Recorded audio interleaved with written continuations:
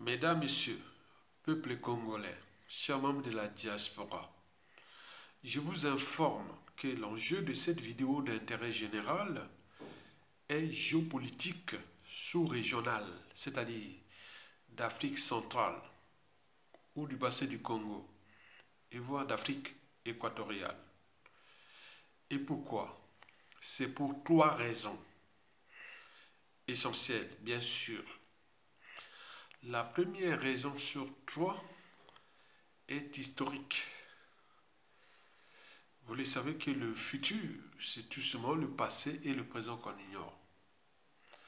Historiquement, sans l'aide des pays périphériques, dont le Tchad, le Gabon, l'Angola, la RDC, le Rwanda, etc., tous les pays d'Afrique centrale, sans l'aide de ces pays structurés et managés par la France-Afrique, le despote 5 étoiles et ou 10 étoiles des crimes multiformes et multidimensionnels et de la haute trahison, le despote Denis Sassou Nguesso n'aurait pas réussi son coup d'État le plus sanglant de l'histoire du continent.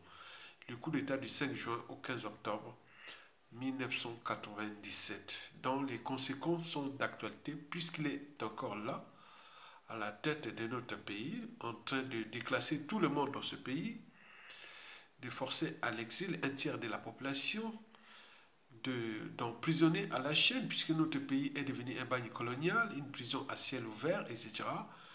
N'oublions pas les nombres d'assassinés de manière ciblée et ou de masse. C'est un acharnement. Et donc, depuis, Denis Sassou Nguesso le sait très bien que la périphérie peut être problématique pour son régime. Et c'est pour cela qu'il surveille la périphérie comme l'on surveille le lait sur le feu. Et jusqu'à combien de temps encore? La deuxième raison sur trois est politique. En effet, vous le savez que le pacte Denis Sassou Nguesso et la France-Afrique, ce pacte-là a occasionné beaucoup de dégâts dans notre pays, au niveau déjà du peuple congolais, qui est déjà piétiné depuis le coup d'État du 30 jours, incapable de désobéir, de résister, de se révolter, tant au niveau civil que militaire. Les armées d'opérette et de compagnie, la diaspora, et une partie on appelle la diasporie, et qui sont là à donner des coups bas et coups tordus contre ceux qui cherchent à relever les défis pour l'intérêt général, etc. C'est problématique. Je vous l'ai dit qu'on n'arrive pas à s'entendre sur un dénominateur commun. Comment nous allons nous entendre après Sassou Nguesso? C'est tout le questionnement. C'est comme un élève qui n'a pas révisé ses cours toute l'année. Après, il croit qu'il va réussir son baccalauréat. Certainement pas. Nous, le peuple congolais, c'est comme ça. On a passé son temps à se diviser, à se fracasser, autres. On n'arrive pas à s'entendre sur un dénominateur commun. Comment nous allons nous entendre après Denis Sassou Nguesso? Avec un peuple qui est déjà dans l'ignorance total, puisqu'il s'assoit de toute l'éducation nationale, le enseignement supérieur, la recherche, les normes sociales, culturelles, etc. On est bien d'accord. Et donc, tout est par terre.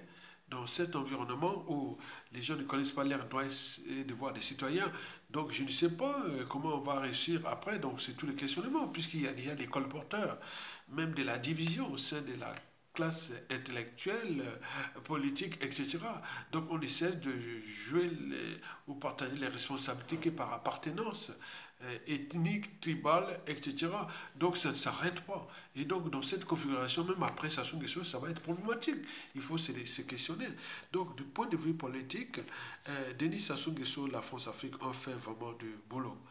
Et donc ce boulot-là, qui est là en cours, donc le statu quo est encore en cours, mais là, avec les bouleversements géopolitiques, et en fonction des rapports de force qui se décident, donc la France-Afrique et son champion, Denis Sassou Nguesso, ne savent plus à quel sens se vouer. Donc là, il y a des questionnements, il y a les doutes, il y a beaucoup de choses. Est-ce qu'on va à la prolongation au-delà de 2026? Et donc, avec quel peuple, dans quel environnement socio-politique, géopolitique, etc. Donc, Sassou Nguesso et la France-Afrique sont là en train de chercher leurs solutions. Mais nous, peuple congolais, on fait quoi? Donc, on ne sait pas. La troisième et la dernière raison sur toi, pour laquelle cette vidéo d'intérêt général est géopolitique, mais surtout la géostratégie. Au regard du deal des minéraux stratégiques entre la vache à lait des minéraux stratégiques au monde, la RDC, et les Américains qui veulent quelque part damer les pions des contrôles des minéraux des terres rares aux Chinois, aux Européens et autres. L'Europe, l'Amérique veut. Voilà. Donc il y a il y a un pacte, il y a un deal qui est en cours. Mais quelles seront les perspectives et les conséquences de ce pacte ou de ce deal au regard de la situation déjà géopolitique, puisque Denis Sassou Nguesso, la France-Afrique, était dans le coup déjà. Et voilà, donc là, comment on va arriver là. Donc voilà pour les trois raisons pour lesquelles vous devez m'accompagner dans cette réflexion citoyenne et d'intérêt général. Explication. Au regard déjà de ce qui précède. Alors, d'un point de vue géopolitique, il y a échec ou non du complot Sassou Nguesso et la France-Afrique contre la RDC. Et pourquoi? Et quelles sont les perspectives et les conséquences sur le régime de Brazzaville, c'est-à-dire du despote Denis Sassou Nguesso, au regard du pacte ou du deal qui est en train d'être signé avec la RDC entre l'administration Trump et le pouvoir de Félix Tshisekedi. D'abord, pourquoi l'échec du complot Sassou et Macron contre la RDC? Ça peut se résumer en trois points essentiels.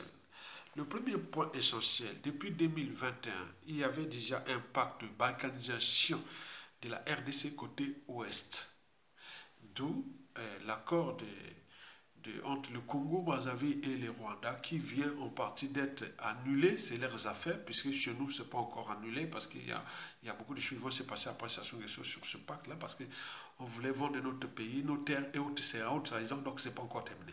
Okay?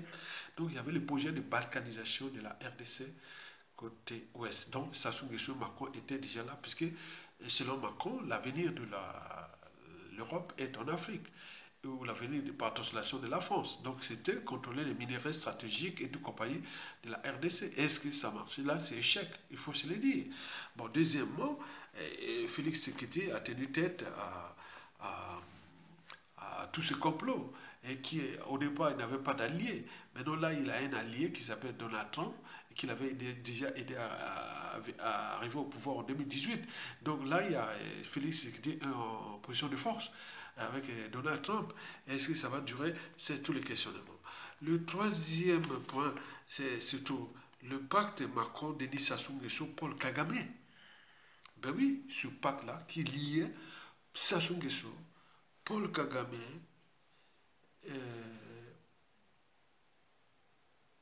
et Christophe Sassou Nguesso. Donc, il y avait quatre individus là. Le donneur France-Afrique, Macron, puis Denis Sassou Nguesso, les sous-fifs, et aussi Paul Kagame, les sous-fifs, et puis Denis Christophe Sassou Nguesso. Et c'était pourquoi? C'était déjà pour balkaniser la RDC côté ouest. À défaut de soumettre Félix Tshisekedi, donc c'était balkaniser la RDC côté ouest, tous les mercenaires et tout compagnie, à Malibu et tout compagnie. Mais c'était aussi pour conserver le pouvoir de Sassou Nguesso une fois qu'il a rempli sa mission. On dit, bon, ben, tu as joué le bon jeu et c'est bon, ben, tu restes au pouvoir. Et ça continue comme ça. Mais c'était aussi de préparer la dynastie de Sassou dans la zone France-Afrique, comme c'est passé au Togo, au Tchad, au Gabon, à un moment donné. Voilà, au Tchad, il y a Idriss Déby, bon, ben, au Gabon, il y avait Ali Bongo, mais au Togo, il y a qu'on appelle Fort Yadema. On en a vu ça que dans la zone France-Afrique. On est bien d'accord, mais là, il y avait le projet qui était déjà en cours.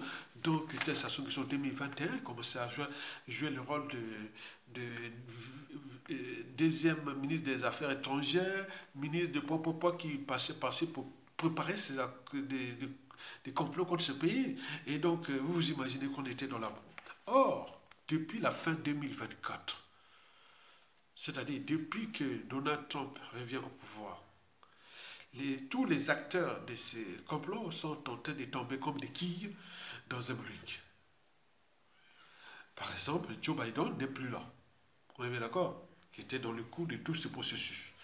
Il y avait aussi Kamala Harris qui devait être là. Si elle était élue démocrate, c'était vraiment mort. Comme on a eu les Clinton, l'Obama, Joe Biden, donc c'était mort. Mais là, parfois, les dieux, c'est comme on a dit. Troisièmement, Paul Kagame devient une pape. On sait qu'il serait mort, il serait pas, les spéculations vont en train, mais l'image de Paul Kagame et de tout se fonde au Rwanda. Donc ça ne va pas arranger la situation. Et Donald Trump qui est là, qui fait le deal avec euh, Félix Tshisekedi, où il y a les mouvements nationalistes et patriotiques qui commencent à monter en puissance en RDC, et c'est déjà un processus parce que la citoyenneté, le patriotisme, c'est le fait d'entraînement, hein, on s'entraîne, donc vous voyez comment ça chamboule en RDC, pendant que le Congo-Brazzaville dort, nous étions déjà les premiers patriotes et autres depuis la nuit temps, on était tout seul. Mais là-bas, ça chamboule, mais regardez bien. Donc, dans cette situation, ou dans ce contexte politique et géopolitique, il est évident que Macron et Denis Sassou Nguesso sont... Voilà, maintenant on ne sait pas quel est le plan qu'ils sont en train d'élaborer.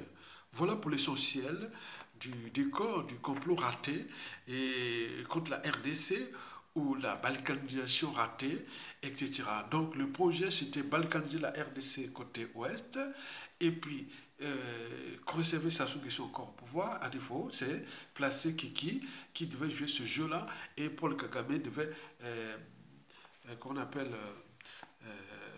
étendre le pouvoir à tout type dans la sous-région, c'est-à-dire en RDC, au Congo-Brazzaville, en Angola, au Gabon, au Cameroun, au Tchad et au Centrafrique, au Soudan du Sud et partout. Donc c'était le projet. Mais là, c'est, voilà, les gars, maintenant, je ne sais pas, ils peuvent, donc on ne sait pas ce qui va se passer. Alors, quelle perspective et ou conséquences à venir au regard de ce fiasco ou de ces coups ratés, puisque c'est ça, hein, le monde là, c'est un monde des rapports de force. Les rapports de force sont plus du côté des Sassou Nguesso, de France Afrique et de Macron et de tout ça contre la RDC, contre Popon. Il faut dire la vérité, ça c'est sûr et certain. Bon, ben, donc, quelles sont les conséquences, les perspectives? De mon point de vue citoyen et intellectuel, j'en ai sélectionné pour vous 3 perspectives et 2 conséquences à venir relatives à cette problématique géopolitique de la RDC avec le pacte américain et autres. D'abord, les perspectives. J'en ai sélectionné 3. La première perspective sur 3, c'est que le deal là soit signé, que les Américains vont mettre leurs moyens pour sauver leur marché. Donc, il n'y aura plus de bazar en RDC, Kagame dégagé, peut-être Sassou Nguesso aussi va dégager. Ça, c'est sûr et certain. La deuxième perspective sur 3, bon, ben, le deal là, malgré le début de la signature, ça patine, ça. Donc ça range Denis Sassou Nguesso, la France-Afrique, les Européens, les Chinois et tout quoi. Ils vont mêler pour jouer tout au regard de la situation géopolitique avec les guerres Iran-Israël et tout compagnie. Donc ils vont jouer avec ça pour se retarder. Est-ce que ça va? Bon, on ne sait pas. Et la troisième perspective sur 3, c'est que le deal va capoter et donc il va arriver une situation soit à Donald Trump et ou mondial et autres. Bon, ben après tout ça c'est raté et Denis Sassou Nguesso, la France-Afrique, les réseaux Kagame et tout ça reviennent en France contre la RDC, contre le Congo, contre le Pogba. Donc ce sont des perspectives. Enfin, pour terminer, quelles sont les perspectives à venir? Les perspectives, je l'ai sélectionné pour vous 2, c'est-à-dire les perspectives déjà politiques et géopolitiques. Politique, parce que bon, ben, là, Sassou Nguesso se dirige vers 2026. Est-ce qu'il va-t-il tenir politiquement? Est-ce que ça sera nous, Congolais, soit dans la rue ou coup d'État? Est-ce qui va le faire? Est-ce que c'est nous-mêmes? Est-ce que ce seront nos nouveaux alliés qui vont aider le Congo à se débarrasser de Sassou Nguesso? Puisque quand le deal sera signé et complètement, Sassou Nguesso devient le mouton noir des intérêts américains en périphérie, puisqu'il était dans le coup contre la RDC. Or, les Américains vont s'installer là, et donc ils ne vont pas laisser quelqu'un qui est voilà, qui va troubler tout en périphérie. Donc, Kagame dégage, Sassou va aussi être dégagé. On est bien d'accord. Donc, c'est maintenant l'agenda d'ici 2026, de mars 2026, c'est tout à revoir. Bon, la deuxième perspective sur 2, c'est surtout la géopolitique, comment la RDC va aider, à accompagner le Congo-Brazzaville à s'en débarrasser de l'ennemi qui n'est pas seulement de la RDC, depuis les opérations Batawakolo, en passant par les Koubaïko tordus contre la RDC, à travers le pacte, le deal et autres, qui avaient signé avec Kagame pour mettre voilà, et où, voilà, donc c'est dit, bon, on va accompagner le Congo-Brazzaville jusqu'à la libération. Donc, à faire, likez, partagez et soutenez la résistance.